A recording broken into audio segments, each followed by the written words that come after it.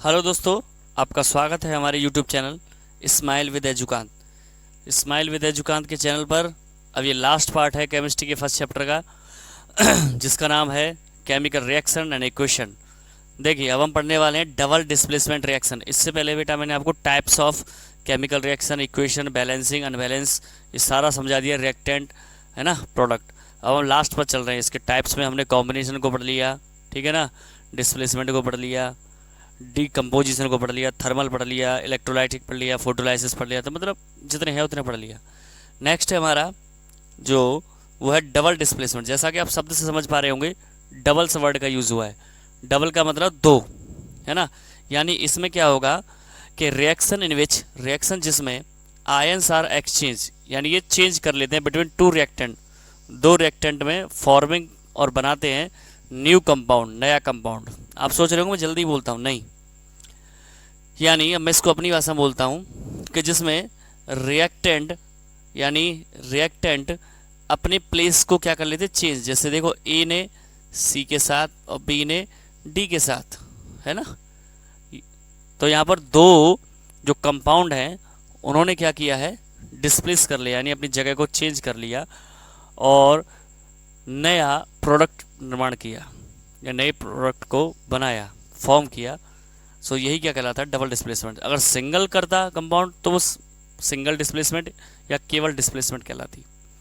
Example देखिए, इसमें नीचे दिया गया है कि जब barium chloride react with solution, यानी जब बेरियम क्लोराइड रिएक्ट करता है सॉल्यूशन किसके, सोडियम, है ना, सोडियम सल्फेट के से, यानी जब बेरियम क्लोराइड सोडियम सल्फेट से रिएक्शन करता है, जब बेरियम क्लोराइड सोडियम सल्फेट से रिएक्शन करता है, तो देखिए मैं इसको थोड़ा सा समझा देता हूँ।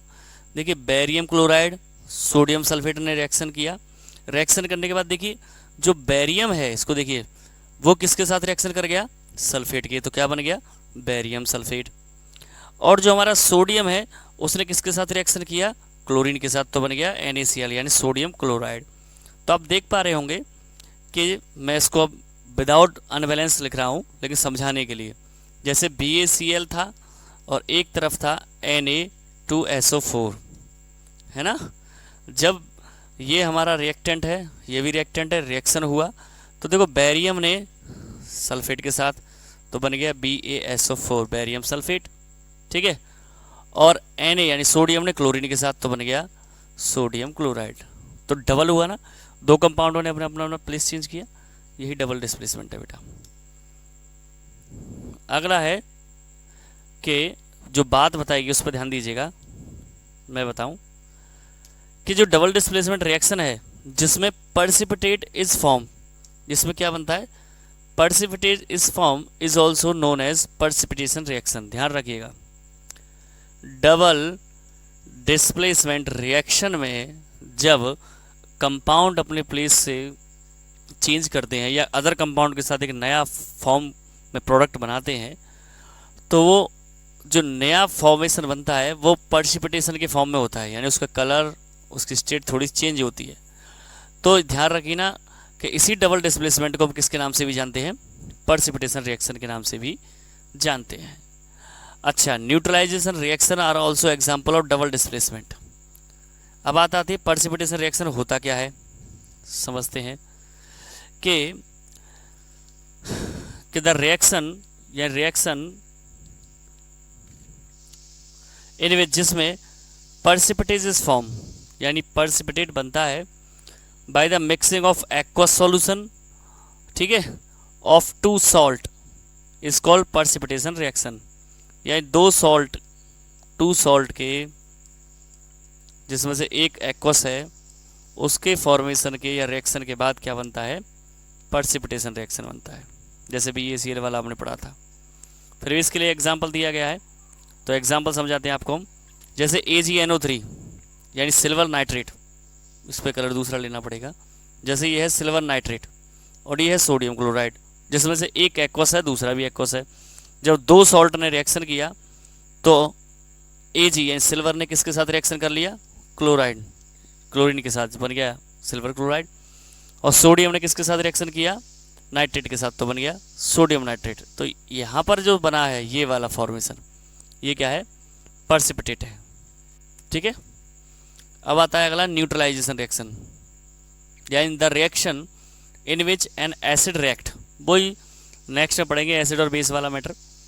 तो द रिएक्शन इन विच, जिसमें एसिड रिएक्ट करता है किसके साथ, बेस के साथ, to form salt and water, क्या बनाता है, सॉल्ट और water, by an exchange of ion, यानी आयनों को एक्सचेंज करने से, आदान प्रदान करने से, is called neutralization reaction. Short में समझिए कि जब एसिड बेस के साथ रिएक्शन करने के बाद, बेस के साथ रिएक्शन करने के बाद, दोबारा सुन लीजिए, जब एसिड बेस के साथ रिएक्शन करने के बाद क्या करता है, एक सॉल्ट प्लस वाटर का फॉर्मेशन बनाता है, यही क्या कहलाती है, न्यूट्रलाइजेशन रिएक्शन कहलाती है। ओके, अगर हम इसके एग्जाम्पल को देखें तो आप देख सकते हैं नीचे है NaOH यानी सोडियम हाइड्रोक्साइड, और साथ में दिया गया एसिड हाइड्रोक्लोरिक अम्ल यानी HCl। ठीक है ना, ये सोडियम हाइड्रोक्साइड, ये HCl। अब इसने सोडियम ने Cl के साथ रिएक्शन करके सोडियम क्लोराइड बनाया है, जो कि क्या है बेटा, सॉल्ट है। अब बचा आगे, ये हमारा क्या है, वाटर है। ठीक है ना बेटा, ठीक है, आशा करता हूँ यहाँ तक समझ में आया होगा, आई होप। चलिए नेक्स्ट है, नेक्स्ट हमारा बेटा ऑक्सीडेशन एंड रिडक्शन। ठीक है, अगला है हमारा oxidation and reduction reaction. Oxidation शब्द से पता चल रहा होगा, ऑक्सीडेशन शब्द से पता चल रहा होगा, लेकिन फिर भी कि एडिशन ऑफ ऑक्सीजन, या तो कह सकते हैं ऑक्सीजन का बढ़ना, और नॉन मेटेलिक एलिमेंट और रिमूवल ऑफ हाइड्रोजन यानी मेटेलिक एलिमेंट फ्रॉम कंपाउंड। ये घिच्च पिच्च हो गया है, यानी गड़बड़ हो गई। ऐसे समझिए, एडिशन ऑफ ऑक्सीजन और रिमूवल ऑफ हाइड्रोजन, ये क्या है, हमारा ऑक्सीडेशन है शॉर्ट में। और कंपाउंड इन विच ऑक्सीजन और non metallic element added by hydrogen और metallic element is removed are called to be oxidised. ये कह रहा है कि यहाँ तक तो समझ में आ गया हो ऑक्सीडेशन तक। अब कह रहा है यानी एलिमेंट यानी पदार्थ या कोई कंपाउंड इन विच, जिसमें ऑक्सीजन, जिसको किससे लिया गया, नॉन मेटेलिक, इज एडेड यानी बढ़ जाए, वही बताया हमने, यानी O2 की का बढ़ जाना, ये एडिशन, या फिर कह सकते हैं नॉन मेटेलिक। हाइड्रोजन ये वाला, या हाइड्रोजन के बाद जगह पर मेटेलिक, मेटेलिक एलिमेंट का रिमूव हो जाना क्या कहलाता है, oxidized. Adding of oxygen, removal of hydrogen क्या कहलाता है, ऑक्सीडेशन। दूसरा समझ सकते हैं, यानी नॉन मेटेलिक एलिमेंट ऐड हो जाए, मेटेलिक एलिमेंट रिमूव हो जाए, वो भी क्या कहलाएगा, ऑक्सीडेशन। अगला है बेटा रिडक्शन, इसी का जस्ट अपोजिट है, ये अपोजिट है अभी जो पढ़ा था कि एडिशन ऑफ हाइड्रोजन, अब एडिशन का बढ़ना है ना, और रिमूवल ऑफ ऑक्सीजन और ऑक्सीजन का घटना क्या कहलाता है, रिडक्शन। फिर वही बात आ गई, तो आप ऐसे तो कंफ्यूज हो जाएंगे बेटा। मैं इसको ऊपर नीचे देखिए, यहाँ पर समझाऊंगा और यहाँ पर, तो कोशिश कीजिएगा आपको दिखाई दे, समझने की कोशिश कीजिएगा। प्लस O2 माइनस H2, ये क्या है, ऑक्सीडेशन। उल्टा करते हैं, plus H2 and minus O2, ये क्या है, रिडक्शन। समझ में आया, यानी ऑक्सीजन का बढ़ना। अब ऑक्सीजन की जगह पर क्या लिख सकते हैं, नॉन मेटेलिक एलिमेंट के आधार पर बता रहे हैं, तो नॉन मेटेलिक और मेटेलिक।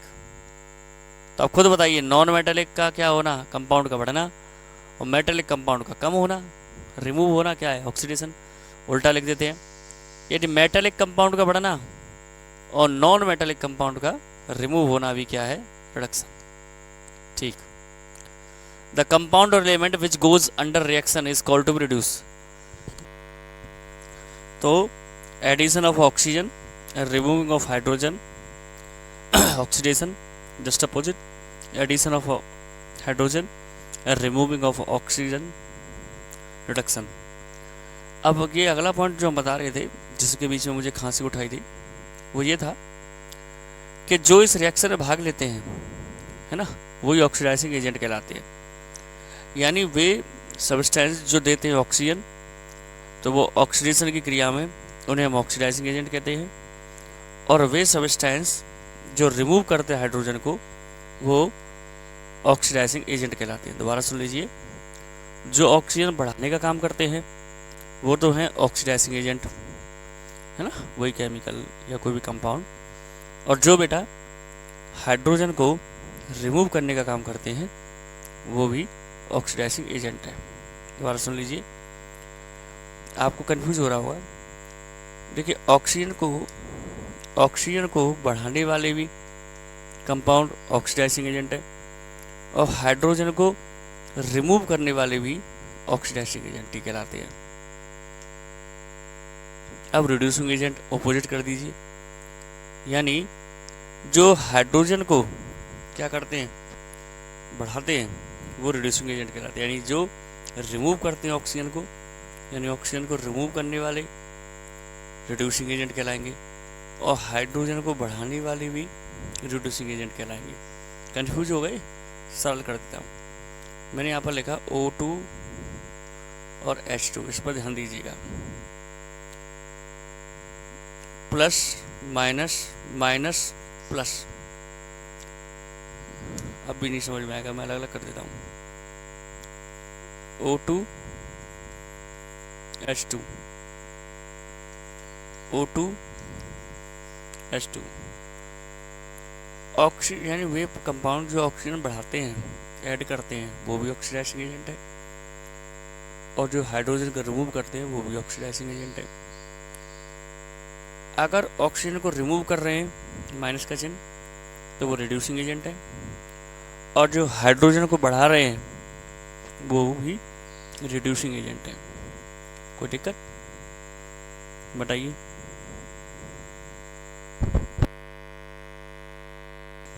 अब आगे समझिए बेटा कि the reaction in which oxidation reduction both take place, यानी वो रिएक्शन जिसमें ऑक्सीडेशन की क्रिया और रिडक्शन की क्रिया एक साथ साथ होती है, ठीक है, वो रिडॉक्स रिएक्शन कहलाती है। क्या कहलाती है? Redox reaction. जैसे CuO plus H2 dash Cu plus H2O। यहाँ पर देखिए O है ना, इसने O को रिमूव किया हाइड्रोजन के लिए, तो अगर हम देखें तो O को रिमूव करने वाला कौन हो गया, बताइए? O के नीचे माइनस है, तो कौन हो गया? Reducing agent. और H ने देखिए हाइड्रोजन उसको लिया, तो ये कैसा हो गया? तो यही चीज़ है ऑक्सीडाइजिंग और रिड्यूसिंग। तो देखिए कि Cu is changing into Cu, ये कह रहा है CuO किस में चेंज हुआ? Cu में, यानी oxygen is being removed, oxygen को हटाया जा रहा है, किससे? कॉपर ऑक्साइड से, इससे। तो removal of oxygen from a substance is called reduction. मैंने बताया था अभी, CuO में से यहाँ पर Cu रह गया था, किस में बढ़ गया था? ये H2O में। तो Cu ने ऑक्सीजन को रिमूव करके हाइड्रोजन के लिए दिया, तो ये कैसा था? Reducing agent. अब इसी रिएक्शन में H2 is changing to H2O, है ना, H2 किस में चेंज हो रहा है? H2O में, यानी ऑक्सीजन बढ़ रही है, यानी ऑक्सीजन बढ़ रही है। यहाँ पर H2 अकेला था, CuO से दिया, यहाँ पर ये बना था, तो ये कहलाएगा ऑक्सीडाइजिंग एजेंट। कोई दिक्कत? बताइए समझ में आया कि नहीं? ठीक है बेटा, आगे है exothermic and endothermic. Exo exit शब्द से बना है, एक्सो एग्जिट में ध्यान रखिए, एंडो में एंडो लिखा हुआ है, इसमें एंटर ध्यान रखिए, बस सुनिए। द एक्सोथर्मिक रिएक्शन, यानी reaction which produce energy is called exothermic reaction. Most of decomposition reaction are exothermic. सरल है, यानी अधिकतर डीकम्पोजिशन रिएक्शन ही एक्सोथर्मिक रिएक्शन है, इसमें एनर्जी पैदा होती है, ये एक्सोथर्मिक है। देख सकते हैं जैसे C6 क्या लिखा हुआ है? C6H12 ग्लूकोज का फॉर्मूला है, ये ऑक्सीजन है। तो यहाँ पर देखिए वाटर और क्या बना, एनर्जी। तो एनर्जी प्रोड्यूस हो रही है, इसलिए कैसा है, एक्सोथर्मिक। कैसा है, एक्सोथर्मिक। और यहाँ से देखोगे तो 2 रिएक्टेंट में से 3 प्रोडक्ट बने हैं, तो क्या हो गया, ये डिकम्पोज हो गया।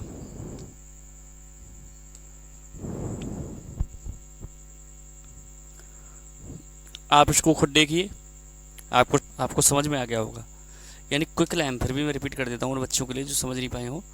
यानी क्विक लैम जो कैल्शियम ऑक्साइड है, जब उसने हाइड्रोजन के साथ रिएक्शन किया तो कैल्शियम, देखिए यहाँ पर देखिए, कैल्शियम हाइड्रोक्साइड बना। यानी कैल्शियम ऑक्साइड ने जब वाटर के साथ रिएक्शन किया तो कैल्शियम हाइड्रोक्साइड बना, साथ में एनर्जी।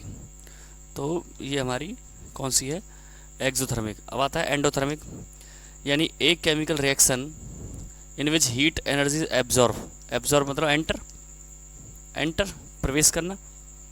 तो देखिए कैल्शियम कार्बोनेट ने, जब कैल्शियम कार्बोनेट को हीट किया गया, गर्म किया गया, तो कैल्शियम ऑक्साइड और CO2 गैस को उसने क्या कर दिया, पास कर दिया। तो ये कहलाएगा एक्सोथर्मिक, वो सॉरी एंडोथर्मिक। क्या हो गया, सॉरी पास नहीं करेगा, मैं आपको दोबारा बताना चाहूँगा, पास नहीं करेगा, सॉरी। वो क्या है, हीट से कैल्शियम डाइऑक्साइड गैस प्रोड्यूस होगी और ये कैल्शियम ऑक्साइड है।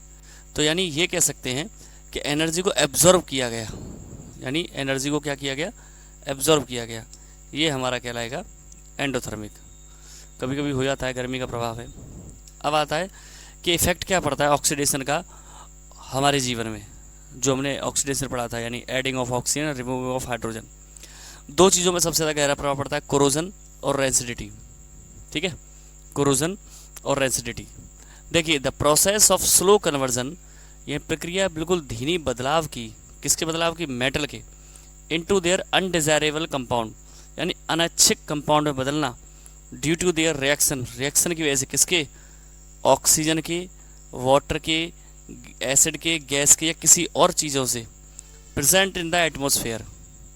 यानी एटमॉस्फेयर में पाए जाने वाली गैस, वाटर, एसिड या किसी भी अनडिजायरेबल कंपाउंड के द्वारा उसका चेंज होना, उसकी मतलब कह सकते हैं बेकार स्थिति में पहुंचना किसी भी मेटल का, जो काम का नहीं है। लेकिन ये प्रोसेस बहुत स्लो होती है, यानी धीरे धीरे उसका बदलाव वाटर से, एसिड की वजह से, एटमॉस्फेयर में पाई जाने वाली गैसेस की वजह से, वही क्या कहलाता है, कोरोजन। कोरोजन मतलब जैसे लोहे पर जंग लगना, एक दिन में तो लगता नहीं है ना। अब आता है रस्टिंग, क्या होता है, जंग। यानी iron when react with oxygen and moisture, यानी आयरन में लोहा जब रिएक्ट करता है ऑक्सीजन के साथ और मॉइस्चर यानी नमी के साथ, नमी में वाटर भी होता है, तो फॉर्म रेड सब्सटेंस, एक लाल रंग का पदार्थ बनता है, विच इज़ कॉल्ड रस्ट। जैसे क्या कहा जाता है, रस्ट कहा जाता है, जंग कहा जाता है, यानी कोटिंग हो जाती है, उस पर परत बन जाती है। फॉर एग्जाम्पल आप देख रहे होंगे, जैसे ये लोहा है, Fe फार्मूला है, फेरस आयरन, ये ऑक्सीजन है, हाइड्रोजन, ये नमी को दर्शा रहा है, और ये ऑक्सीजन गैस को दर्शा रहा था एटमॉस्फेयर में। इससे एक फार्मूला बना 2FeO3। तो ये ध्यान रखिएगा, 2Fe2O3, ये किस, ठीक है, डॉट XH2O, ये क्या इसका फार्मूला है, हाइड्रेट फेरिक ऑक्साइड यानी जंग का। The rusting of iron is a redox reaction, redox कह रहा है, यानी जिसमें हाइड्रोजन और ऑक्सीजन यानी ऑक्सीडेशन की क्रिया और रिडक्शन की दोनों की क्रिया साथ साथ चलती है। वीकन्स, कमजोर कर देता है आयरन को या किसी स्टील को, यानी जो कोरोजन है, जंग है, वो किसी भी मेटल को क्या कर देती है, कमजोर कर देती है। एंड स्ट्रक्चर सच है, जैसे रेलिंग है, कार की बॉडी है, पुल है, जहाज है। And cut short their life, cut short का मतलब होता है कम कर देना, देयर लाइफ उनके जीवन को, यानी जो कोरोजन है या रस्टिंग है वो उनके जीवन को क्या कर देता है, कम कर देता है। ठीक है, कम लाइफ का मतलब काम के लायक उनकी जो होना चाहिए था 10 साल यूज़ कर पाते वो 5 साल पहुंच जाएगा, 6 साल पहुंच जाएगा। अब method to prevent rusting, rusting को रोकने का तरीका क्या है, एक तो भाई पेंटिंग, आप जानते हैं हम आजकल पेंट ही करते हैं, रबड़ पेंट वगैरह लोहे के अपने वाहनों पर। दूसरा ग्रीसिंग एंड ऑयलिंग, चिकनाई बनाए रखने के लिए, जिससे क्या होगा, मॉइस्चर टिक ना पाए। दूसरा गैल्वेनाइजेशन। गैल्वेनाइजेशन क्या होता है, यानी किसी भी धातु पर हम परत चढ़ा देंगे, कोटिंग कर देंगे, ठीक है। अगला है कोरोजन ऑफ कॉपर। सुनिए कि copper object loss their lustre and shine, यानी कॉपर की जो वस्तुएं हैं वो क्या करते हैं, अपने लस्टर चमक, जो लस्टर होता है, चमक होती है उनकी, खनक होती है, उनको खो देते हैं। आफ्टर सम टाइम, कुछ समय के बाद, सरफेस बिकॉज, क्योंकि the surface of these object, यानी सरफेस या सतह इन वस्तुओं पर एक्वायर्ड से ग्रीन कोटिंग, क्या बन जाती है बेटा, हरे रंग की कोटिंग, जिसे क्या बोलते हैं, बेसिक कॉपर कार्बोनेट, जो क्या है, कॉपर कार्बोनेट है। इसको मैं नीचे से समझाऊंगा फॉर्मूले से कि देखिए कॉपर है, मॉइस्ट एयर यानी CO2, ऑक्सीजन और हाइड्रोजन की उपस्थिति के साथ क्या हुआ है, हरे रंग का, यानी हरे रंग की कोटिंग हो गई है। उसका फॉर्मूला ये बन गया, जिसे बोलते हैं बेसिक कॉपर कार्बोनेट, यानी CuCO3.CuOH2। इसको विशेष ध्यान रखिएगा, इंपॉर्टेंट है। यानी कॉपर पर जब रस्टिंग आती है तो हरे रंग का एक कोट जम जाता है, या कोटिंग या परत बन जाती है, जिसका फॉर्मूला है CuCO3.Cu(OH)। अब आता है सिल्वर मेटल के बारे में, कि जब सिल्वर पे क्या होगा, सुनिए। The surface of silver metal gets tarnished, यानी जो सरफेस है सिल्वर मेटल की वो चमकदार होती है, सफ़ेद रंग की। वो कैसी होती है, डल, बिल्कुल फीकी पड़ने लग जाती है। Exposure to air due to the formation of coating, और जिसकी वजह से कोटिंग बनती है किसकी, ब्लैक सिल्वर सल्फाइड, यानी Ag2S, यानी सिल्वर सल्फेट, ठीक है, सल्फेट नहीं कहेंगे, सॉरी, सिल्वर सल्फाइड।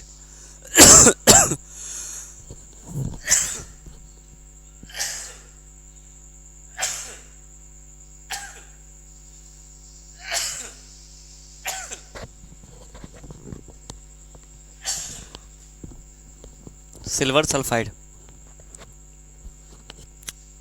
सरफेस बन जाती है। तो देखिए जैसे कॉपर लिख गया है यहाँ पर, Ag होना चाहिए था, 2Ag, H2S से रिएक्शन किया तो क्या बना बेटा, सिल्वर सल्फेट, जिसका कलर कैसा होता है बेटा, ब्लैक, यानी कालापन, रंग नीला हो जाता, नीला नहीं सॉरी खराब हो जाता है, हल्का पड़ जाता है। अगला पढ़ेंगे बेटा रेंसिडिटी, हम रस्टिंग पढ़ लिया, और रेंसिडिटी क्या पढ़ते हैं, rancidity. The taste and odour, स्वाद और उसकी गंध और फूड, भोजन की, मेटेरियल्स की कंटेनिंग फैट एंड ऑयल, जिसमें फैट और ऑयल हो, चेंजेस बदल जाती है, when they are left expose, जब उन्हें खुला छोड़ दिया जाता है, एयर, हवा में, लॉन्ग टाइम, लंबे समय के लिए। This is called rancidity. यही क्या कहलाता है, रेंसिडिटी, यानी लंबे समय तक किसी भी फैट या ऑयल से निर्मित वस्तु को या मटेरियल को छोड़ दिया जाता है लंबे समय तक एयर की प्रेजेंस में, तो उसका टेस्ट और ऑडियो यानी गंध और स्वाद बदल जाता है। यही क्या कहलाता है, रेंसिडिटी। इट इज़ कॉज्ड, इसका कारण है, due to the oxidation of fat and oil, यानी ऑक्सीडेशन ऑफ फैट और ऑयल इसका सबसे बड़ा कारण है, जो कहाँ पर पाया जाता है, किसमें पाया जाता है, भोजन में। अब मेथड क्या है इसको रोकने के, यानी बचाव किसके क्या है, पहला है, पहला क्या है, बाई एडिंग एंटीऑक्सीडेंट, यानी क्या मिला करके एंटीऑक्सीडेंट चीज़ मिला दी जाए उसमें। दूसरा वैक्यूम पैकिंग, यानी ऐसा पैक किया जाए जिसमें ऑक्सीजन से वो रिएक्शन ही ना कर पाए, जिसे हम एयर टाइट कंटेनर बोलते हैं, हवा पास ना हो सके। Replacing by the air by nitrogen, यानी जो पैकिंग की जाए उस समय रिप्लेस कर दिया, यानी एयर को जिसमें ऑक्सीजन प्रेजेंस है उसे रिमूव कर दिया जाए, और नाइट्रोजन को उपस्थित करके पैकिंग की जाए। जो पैकिंग करते हैं ना फूले फूले आते हैं, उसमें नाइट्रोजन गैस होती है। दूसरा है रेफ्रिजरेशन जानते हो, चीज़ों को हम फ्रिज में रखते, ठंडा करना, फूड स्टफ, भोजन की चीज़ों को या व्यंजनों को। तो हमारा यहाँ तक आपको वीडियो समझ में आया होगा। किसी भी प्रॉब्लम के लिए आप कमेंट करिएगा, और कोई भी चीज़ आपको बीच में से खांसी या जुकाम की वजह से, तबीयत की वजह से छूट गई होगी तो उसको मैं ज़रूर कराऊँगा। आप कमेंट कीजिएगा, शेयर कीजिएगा, लाइक कीजिएगा, सब्सक्राइब कीजिएगा। Stay healthy and stay fit. जय श्री श्याम।